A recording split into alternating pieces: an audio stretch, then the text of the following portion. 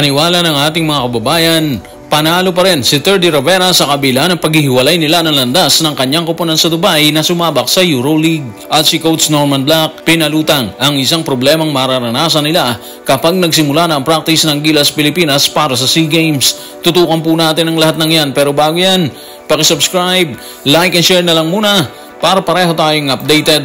Kumpirmadong magbabalik si Terdy Ravena sa Gilas Pilipinas na sasabak sa SEA Games. Pero sa kabila niyan, matunog na usap-usapan ang paghihiwalay nila ng landas ng kanyang koponan sa Dubai na sumabak sa EuroLeague.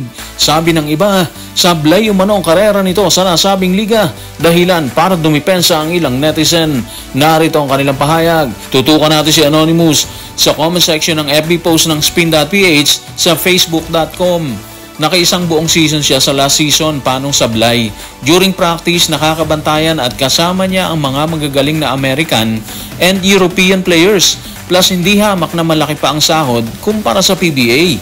Well, ang totoo, may point naman si Anonymous doon, di ba? Kahit kasi sabihin natin na hindi naabot ang 2 taong kontrata ni Terdy Ravena sa Dubai na kumamada sa EuroLeague, panalong-panalo pa rin siya doon. Hindi lang sa bayad, kundi sa karanasan na makapaglaro sa sinasabing pangalawang pinakamalaking liga ng basketball sa mundo, ang EuroLeague. Doon pa lang, mapabilang ka pa lang sa isang koponan na nakikipagbasagan sa mga tigasing player, mga dating NBA players, potential na NBA players, panalong-panalo na po yun.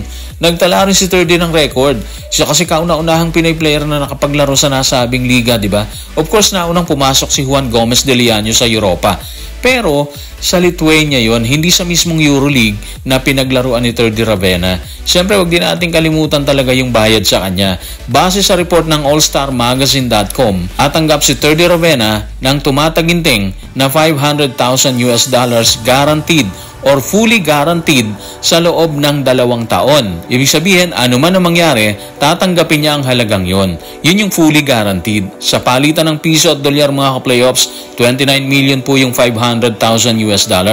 Panalong-panalo siya doon, di ba? Habang sinasabing panalo pa rin si Terdy Ravena sa paghihiwalay nila ng landas ng koponan sa Dubai na sumabak sa EuroLeague, hindi naman sigurado si Coach Norman Black kung ilang players ang makakasama nito sa practice para sa kampanya ng Gilas Pilipinas sa SEA Games. Narito ang kanyang paglalahad. Tutukan natin si Coach Norman sa report ni Crisco ng Philstar. Magsisimula kami ng ensayo sa October 27, isang linggo matapos ang pulong sa Thailand, kung saan pag-uusapan ang magiging desisyon kung ilan ang makakadalo sa ensayo. Yun pang malaking katanungan dahil may ilang malalaro na wala pa rito sa bansa. Siguro pag-usapan natin yung practice mga ka-playoffs. Obvious naman na nag-uusap na ang organizing committee nitong Lunes tungkol sa magiging desisyon ng Thailand para sa mga player na papasok. Kung isa lang na naturalize na katulad ng FIBA or kung hindi nila i-adapt ang rule ng FIBA. Yun po yun. Sa ngayon wala pang inilalabas na pahayag Pero yung practice talaga mabigat dito mga ka-playoffs. Hindi alam ni Coach Norman kung ilang players ang makakasama nila dito dahil nasa iba't ibang liga overseas ang mga makakasama nila sa lineup. Ibig sabihin malaking problema pa rin yun. Imbes kasi na makapag-practice sila para sa chemistry na kailangan nilang makuha, mahihirapan silang gawin yon kasi nga kulang-kulang po sila dun Kapag kasi ganitong SEA Games, alam naman natin na hindi basta-basta pinapayagan ng isang koponan ng players. So yan yung hamon sa pamamahala ni Coach Norman Black. Bukod sa players overseas, may laro pa rin sa MPBL ang ilang players na kasama sa hanay nila, di ba? So problema pa rin talaga yon.